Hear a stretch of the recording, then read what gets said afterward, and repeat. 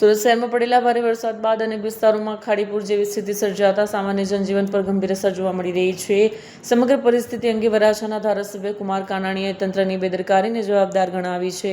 તેમણે જણાવ્યું કે પાલિકા દ્વારા વરસાદી પાણીના નિકાલ અને ડ્રેનેજ સુધારણા માટે અનેક યોજનાઓની જાહેરાત કરવામાં આવે છે, પરંતુ તેનો અસરકારક અમલ સ્થળ પર જોવા મળતો નથી. કુમાર કાનાણીએ કહ્યું, પાલિકાના પ્લાન માત્ર કાગળ પર છે, સ્થળ પર અમલ દેખાતો નથી. શહેરમાં વારંવાર સર્જાતી આવી પરિસ્થિતિને પગલે ડ્રેનેજ વ્યવસ્થા, વરસાદી પાણીના નિકાલની કામગીરી અને શહેરી આયોજનની અસરકારકતા અંગે ફરી ચર્ચા શરૂ થઈ છે. ભારે વરસાદ બાદ સર્જાયેલી સ્થિતિએ શહેરના ઇન્ફ્રાસ્ટ્રક્ચર અને વરસાદી સંચાલનની તૈયારીઓ અંગે સવાલ ઉભા કર્યા છે. હવે તંત્ર આ પડકારનો કેવી રીતે સામનો કરે છે અને ભવિષ્યમાં આવી સમસ્યા અટકાવવા માટે કયા પગલાં ભરે છે તેની પર સૌની નજર છે.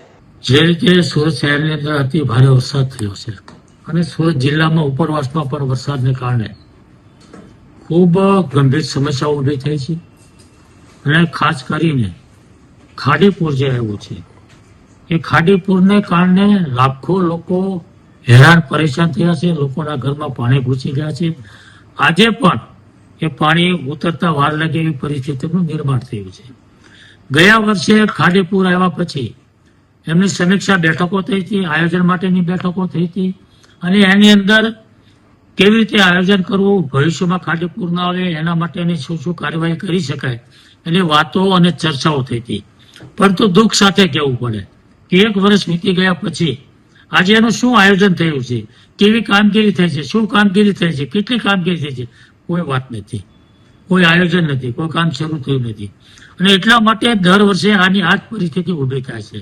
એટલે હું ચોક્કસપણે માનું છું કે વહીવટી તંત્રે, કમિશનર અને ટીમે આ ખાડીપુરની સમસ્યા કાયમી ધોરણે એનો ઉકેલ આવે અને આ સુરત શહેરને ખાડીપુરની બાંધમાંથી મુક્ત થાય એના માટેનું નક્કર આયોજન કરવું જોઈએ. શું કરી શકાય, ટેકનિકલ લોકો, એન્જિનિયર લોકો સાથે આખું સર્વે કરી અને આ પાણીને ક્યાં લઈ જઈ શકાય, ક્યાં ડાયવર્ટ કરાય, કેવી રીતે ટાંકી સુધી પહોંચાડાય અને લોકોને મુશ્કેલી ન થાય એનું નક્કર આયોજન કરી અને તાત્કાલિક એનો અમલ કરી અને કામ થાય એવા પ્રયાસો કરવા જોઈએ.